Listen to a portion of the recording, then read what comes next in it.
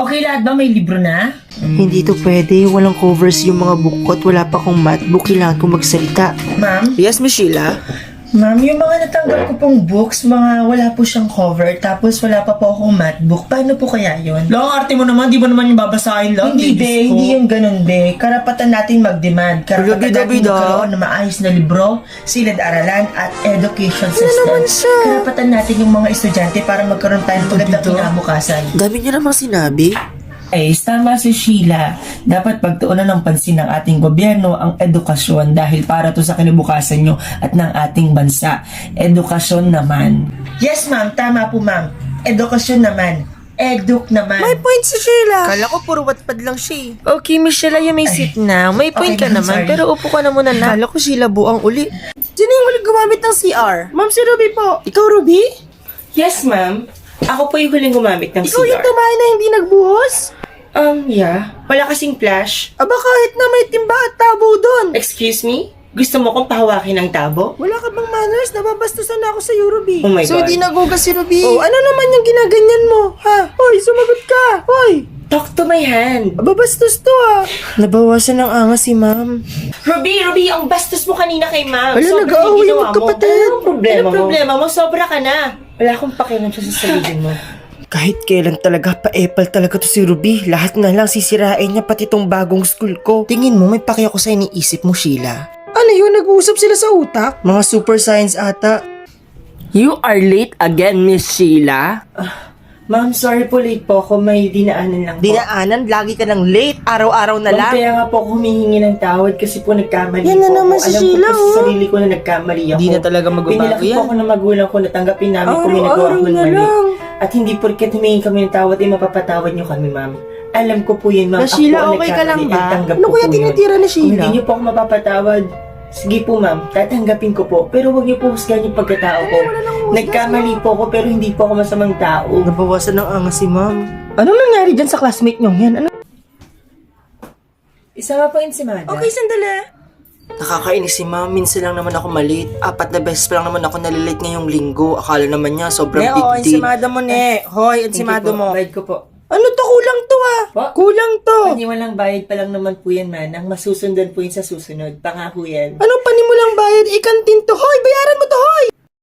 Okay, sino mag-report ngayong araw? OMG, ako pala yung mag-report ngayon. Wala akong gawa. Kasi Miss Sheila pala yung mag-report. Sheila, mag-report ka na? Ma'am, sorry po, ma'am. Hindi po ako nakagawa ng Ano hindi ka report nakagawa? ko. Last week pa yan. Napakatamad mo naman. Oh, ma'am, sobra naman po kayo magsalita ata. Hindi naman po porket wala akong report, masama na po akong estudyante. Anong gagawin mo ngayon dito sa klase Ano pong gusto kong gawin? Anong gusto kong gawin? Sige, papakitaan ko kayo. Parang awa mo naman, Sheila. Magbago ka naman. Ako na napapagod sa'yo, Sheila. Sino pa hindi nagbabayad ng test paper? Ako, ma'am. Ako po yung hindi po nagbayad ng test paper. At bakit, Miss Sheila? Ma'am, hindi po lahat nadadaan sa pera. La, ang angas Hindi po lahat ng tao nabibili ng pera. La, pinagsasabi niya. Ma'am, ibahin niyo ako. Na yan. Hindi ako pinalaki ng magulang ko para maging sunod-sunuran sa pera. Sige, wag kang mag-exam, ma'am. Madali naman ang kausap, Sheila. Yan, bida-bida kasi. Kakawat pa Okay, din ni ma'am, Sheila, sorry. feeling main character lagi. Nabawasan ng angas si Sheila. Nanay na pala talaga ako, no? Dapat maging mabuti na akong ina at maging mabuting asawa kay Totoy. Mag-grocery lang si mama, ha? Sige po, ma. Pasalubong, ha? Oo, papasilubungan ko kayo. Itlog meron na, hotdog check, manok check, lahat nabili ko na. Ano pang kulang? Ay, oo nga pala, yung pasalubong ko sa mga chikiting. OMG, ano to? Maxi Mix? In fairness, ang laki niya, ang bigat, parang ang daming laman talaga. O, ang dami pang flavor. OMG, nagiging wais na misis na talaga Excuse ako. me, bibili ka din? Ha? Papabilin Pwede ko pabili kasi bibili ka Pasensya na. Thank you. Anong trip kaya ng babaeng yun? Ba't nakatulala yun? Nak, may pasalubong ako. Wow, ang laki!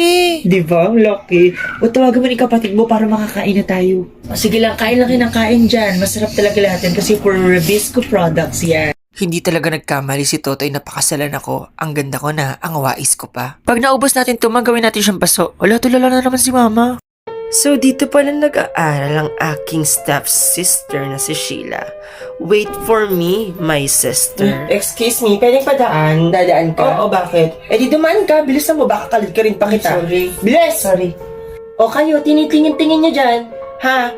First time niyo makakita ng maganda? Hello, ang feeling ang pangit naman ng Bago buhok. niyo ako pag-usapan, magpapakilala May ko na ako. dumagdag na naman kay Sheila. Ako si Ruby. Tandaan Ano yan. daw name niya? Tandaan Ruby niyo daw. yung magandang pangalan na yan. Ruby Kung hindi Rugby. niyo pa na-experience ang impyerno, pues, ako ang magpapatikim sa inyo. Kaya ayus-ayusin niyo kung sino babanggain niyo, ha?